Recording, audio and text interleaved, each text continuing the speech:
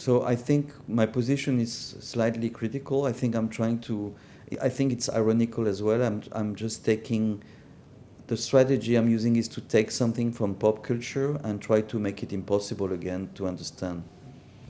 I think that's the idea behind the Jungle Book and behind many other works of mine, is like you start with something that is supposed to talk to everybody, but for some reason the way I treat it, it becomes again something quite obscure and difficult to understand.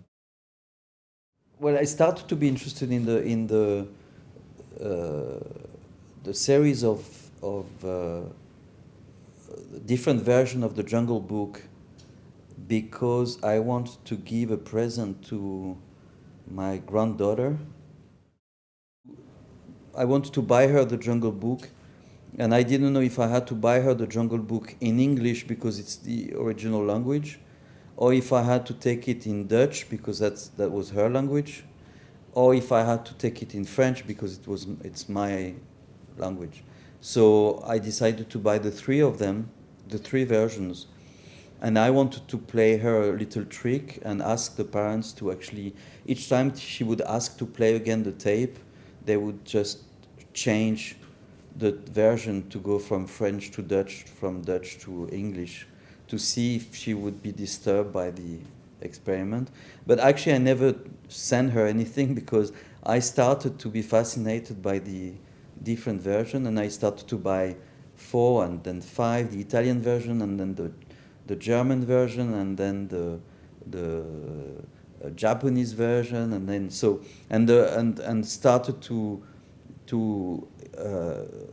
imagine that the possibility to do work based on all those different versions that existed and have been distributed by Walt Disney production. So in fact, the idea was to give to each character, to each speaking character in the film, its own specific language. So in the film you will see that the boy speaks Spanish, and Bagheera speaks Arabic, I think, and Baloo the bear speaks Hebrew, and so on. So in fact the game was to determine who would speak which language, and this was done by different logic. First, by listening all the tapes one by one, because I realized that for some reason, sometimes probably because the actors were better in some playing some animals better than others. So, for example, in Italian, the snake was really funny. And the snake was in Italian version, the snake was much better than the other animals, probably just because the actor was better. I don't really know, but it was clear. So that was one of the system to choose.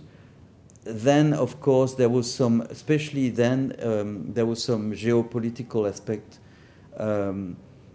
I think it was the beginning of a new series of tension between in Palestine, and so I thought it had to be, the two main language had to be Arabic and Hebrew, and so I wanted really to have the two main characters of Baloo and Bagheera to speak Arabic and Hebrew.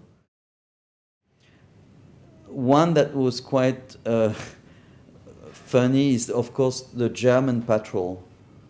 That when I heard the tape in German, the patrol sounded absolutely perfect. And actually, the two languages that sounded better for the patrol was the Japanese and the German, probably for the same reason.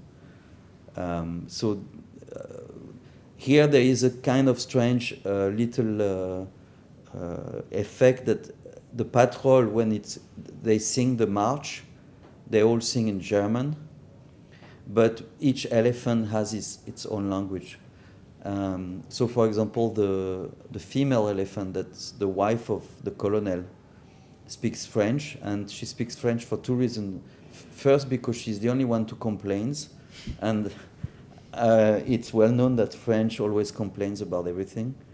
And the second reason also was, of course, a reference to the war and about the collaboration between French and Germans during the war.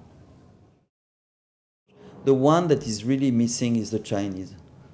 And I really wanted to find the Chinese because it's the most spoken language in the world, but I couldn't find the Chinese, and still today I don't have the Chinese version.